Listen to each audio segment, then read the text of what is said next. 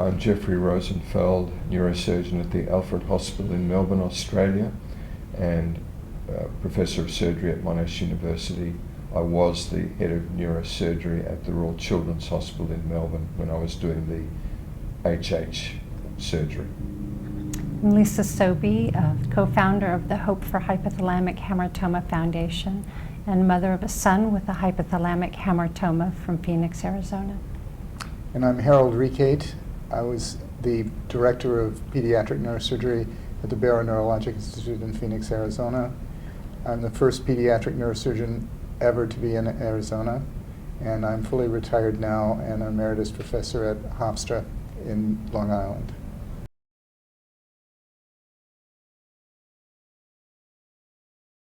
I'm honored to be here today, to be seated next to these incredible neurosurgeons.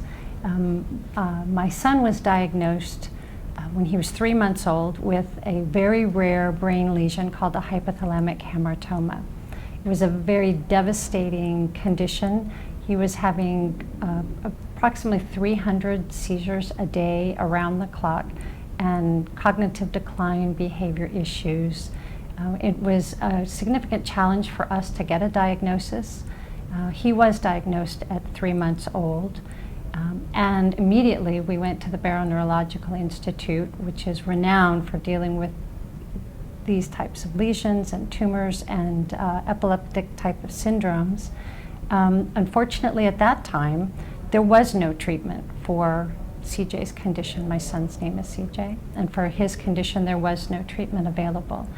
So we lived with that, all the struggles and the trials of watching my son decline and having seizures around the clock had a profound effect not only on him, but on our family and our extended family. We searched the internet, actually, and medical libraries, because for my husband and I, the answer of there is no treatment, just be prepared to put him in an institution, probably about age 5, was not something that we could live with. And through the power of the internet at that time, very early on, I was able to connect with some other families that had their other children with the same disorder. And one of the families happened to be from Australia, and they reported that they were going to go into surgery that day. They had found a surgeon in Melbourne, Professor Rosenfeld, who had worked very hard to find a route to be able to operate on that tumor. And we were thrilled to follow their progress. And she went into surgery, had the last seizure, was before surgery, and was seizure-free after. And at that point, we consulted with Dr. Rekate and some of the other gifted neurosurgeons there in Arizona and said, this is incredible, there's a breakthrough, will you do this surgery? And at that time, they were not comfortable. It was a new procedure, it was not done on hypothalamic hamartomas, and said, you know, we're not comfortable at this time with that surgical approach. And thank goodness for the profound professional that Dr. Rekate is. He pulled us aside and said, if Jeffrey Rosenfeld says he can do this surgery and that's where you need to be, I will do everything in my power to get you there. And he did. We went to Australia, had the surgery with Professor Rosenfeld. It was very successful. And we came home seizure-free without all of the feared events that might happen by going that deep in the brain. And when we came home, Dr. Rekate worked tirelessly for a year to get Professor Rosenfeld cleared to come to the US to share this knowledge. This was something he didn't want to be the expert, the only person that did it. He wanted to share this knowledge with the world. And the world has benefited from that. He came to the US, operated on families, and demonstrated the technique. And then Hal went on to do what he does, which is to make something good even better and use the technology available, the endoscope, and the surgical approaches now have exploded. There is hope for families like ours that didn't have any hope, and it's because of the connection, the professionalism, the compassion of these two very gifted neurosurgeons. And I am just so thrilled that my family could have been a part of that, because they are gifted and humble, and my son, I can't wait for him to see Professor Rosenfeld later on this evening. He's not seen him in almost 20 years. My son is now 22 years old, seizure-free, and we have a life that we didn't dare hope for almost 4 years. So I am incredibly blessed by these two gentlemen.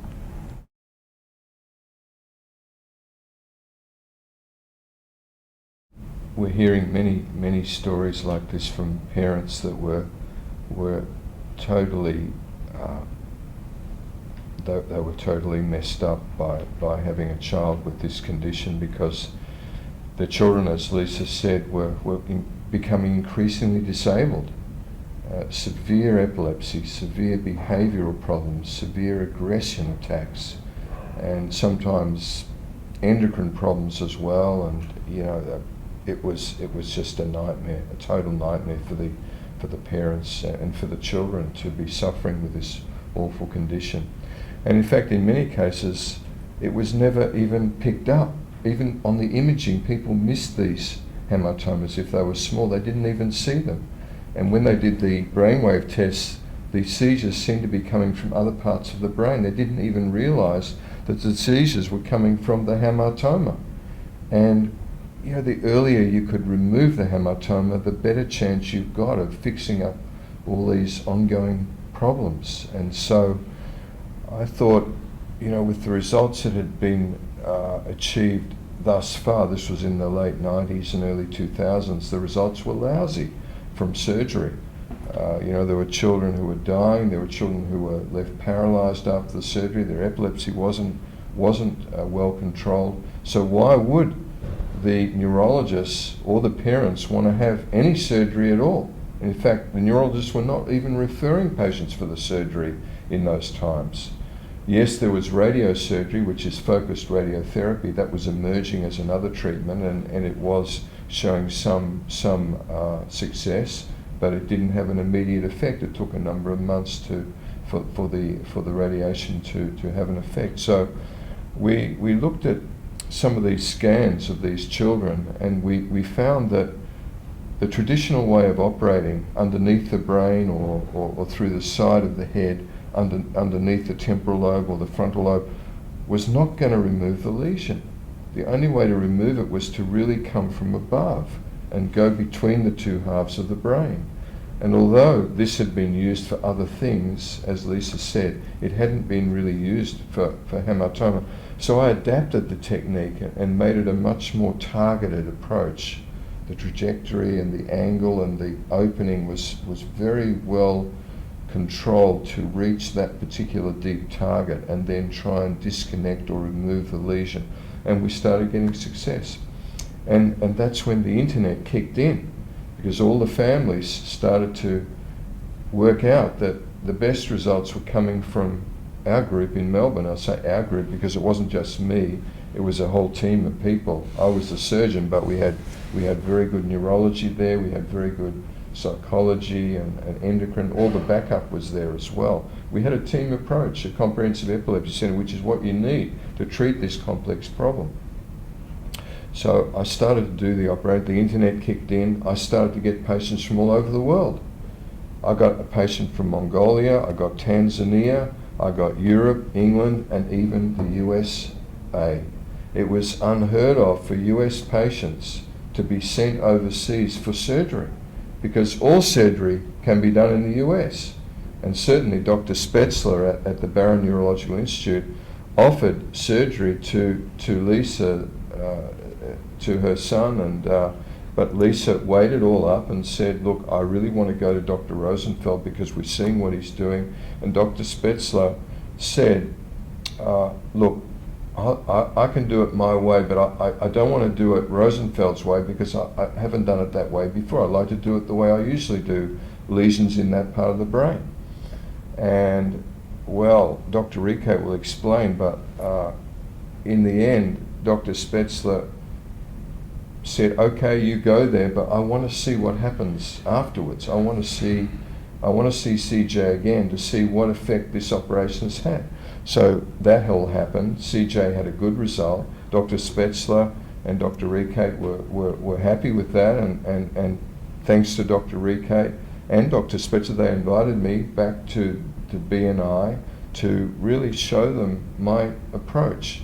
And it's not something you can just read about in a journal article and start doing. Mm-hmm. The best way is to see how the surgeon does it, because there are nuances about this procedure that you can't really get that from reading a textbook or an article. You have to see so Dr. Spetzler deserves a hell of a lot of credit for opening the doors of the BNI to me, this foreigner, to come into the BNI and show him, one of the greatest neurosurgeons in the world at the time, to how I was doing it. And I did. And I'm very grateful for the BNI, for Dr. Rekate and Dr. Spetzler for being so magnanimous to offer the opportunity to me to come and spread the word, as it were, because after I came, the BNI then developed a very big program in hypothalamic hamartomas, and Dr. Rekate will explain about that. But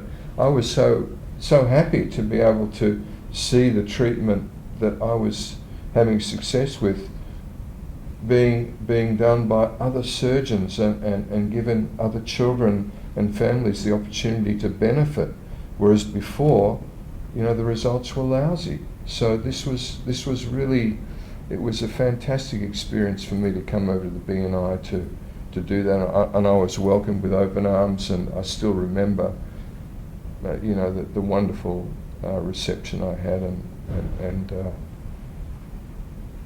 that's what happened.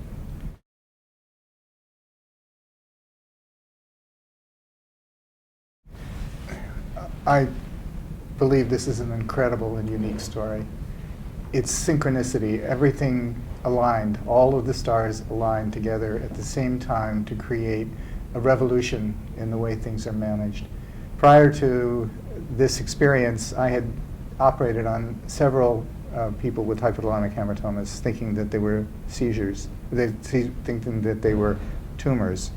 And we would do a biopsy and find out, no, they were hypothalamic hamartomas, and it would crush me because I knew there was nothing I could do. I think that in the United States there were very few operations that were attempting to remove these things, because it was always assumed that you were going to leave somebody dead or totally disabled at that point.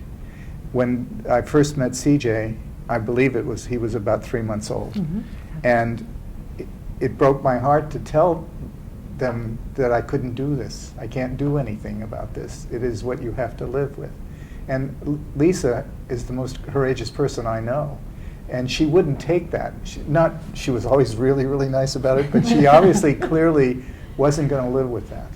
And she came to me after finding out about Jeffrey and about the program in Australia, and what do you think? And we brought Dr. Spetzler into it, and I knew that there was something important about the new way this is being done that could lead to a good result when I couldn't do something that would help them by the old way. And I encouraged Lisa and John to take CJ, if possible, to have it done.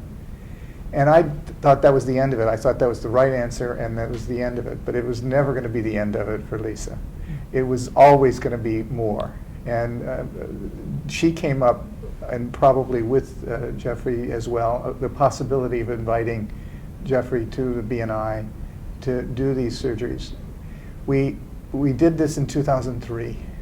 He came over, and I had 5 days of surgery set up so that we could do these cases. And there were 40 people who wanted to come. They knew he was coming, so they all wanted to come, and we had to pick 12, and then we had to pick 5. It was really crushing to some of them, but we learned from him. And it's really hubris if you don't want to learn something new. And it was then the next part of this was I think one of the things that was really critical about this is that there wasn't a general reason, there wasn't a general feeling that taking them out would change the seizures. That was not, it was a birth defect, and these patients were going to be terrible no matter what you did. So why are you going to take this risk? And the idea that taking this out will stop the seizures I didn't know about, and I knew pretty well most everything. And that's really critical. And so we know now that the removal or the disconnection of this mass will lead to a better quality of life. The next part of this story, which I think is really interesting, is that the people of the BNI, the neurologists, the neuroscientists, the radiologists, the geneticists, and the surgeons all got together and created this large group of people that were dedicated to the treatment of these people that come from all over the United States and the rest of the world, just like they do for Dr. Rosenfeld. And by the time I left the BNI in 2011, I had done almost 200 of these cases, and I didn't even know that there were 200 of these in the world. But it was a coalition of the coming together of an extraordinarily unwilling to give up person, the altruism of a neurosurgeon scientist who was able to figure this out, that taking these things out can be done with safety, and that it will make a difference. And then the people who ran the BNI had a tremendous, because it's the parable of the talents. When you're given a gift, it's your responsibility to bring it out. And there have been over 75 articles from the BNI that relate to the treatment or the science or the physics or the chemistry of hypothalamic hamartoma, so that we took those things seriously. I'm very in awe of Lisa, and I'm proud of the BNI, and I'm really thankful for Jeffrey and his altruism for seeing the need for this.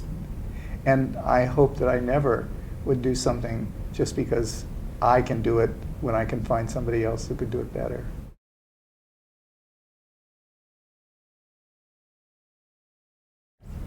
Well, I think you can tell from my passion how I feel about it. This is a remarkable experience, and I'm a little sweating because it's really a big deal to me. Well, and it's difficult for me to put it into words without getting emotional. These gentlemen changed our lives profoundly. I mean, we were headed for a very deep, dark eternity with our son, and to watch your child have that many seizures all day and all night and know that nothing can be done is, for a parent, it's your worst nightmare. And so to have these two gentlemen change our lives so profoundly, I mean, beyond things that we initially even hoped for. I mean, I honestly set the bar really low initially when we had the surgery. I got on my knees and I said, God, give us 1 day seizure-free. I'll be so happy. Just let me see my son for 1 day. And we've gotten so much more. It's beyond words. There's no gratitude. There's nothing I can give them except our unending love. Well, I mean, it's just a great privilege to be a neurosurgeon, to be able to help children and their families in this way, and come back 20 years later almost and meet up with Lisa and CJ and John and Dr. Rekate and hear how the field has evolved in the last decade or two, the new techniques that are coming online. The focused ultrasound, which is totally non-invasive, looks like it's going to be a new transformation in the treatment. And the different treatments that are available now are even less invasive than what we started with. Things are moving in that direction, but it's just fascinating to see how the field has developed, and it will be fascinating to look back on it in another 10 years and see where we're at again, because the field keeps moving, the field keeps changing, the barriers keep getting broken, and the edges keep getting stretched, a bit like Olympic athletes, just stretching the boundaries just that ever little bit more to be faster and better at what they're doing. I think the same thing's happening with epilepsy surgery and treatments, that things are just improving incrementally every year, and we're getting better and better at doing things and getting better outcomes for our patients. So what more could you ask for, being a doctor, being a neurosurgeon, just to be able to restore the health of a child and bring the child back to their parents in good, in good health. I mean,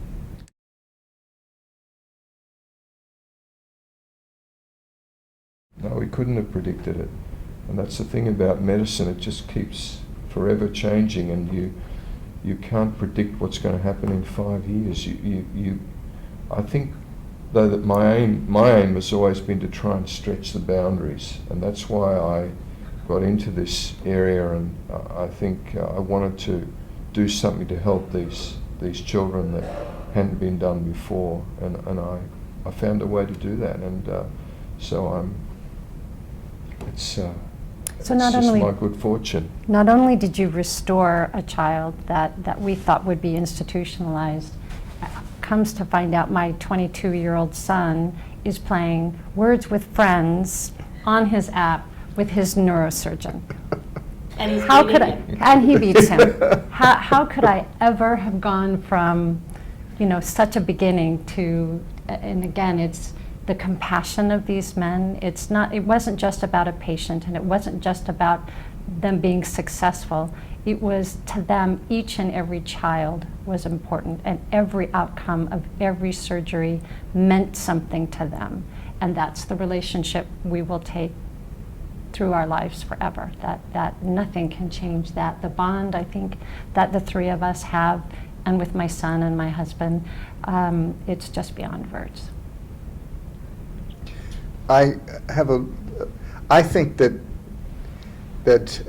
think I could. Once I heard that taking the mass out would change the epilepsy, I was sure that we were going to beat this at some point. That technology and knowledge, and as long as people continue to study, continue to let people know what they're doing and what works and what doesn't, and people listen, which is really critical, then I think the sky's the limit. I started neurosurgery before there was a CAT scan. If you told me that I could see inside the brain without opening it, I would have told you were crazy. And so I have no feeling that there's a limit to what can be accomplished.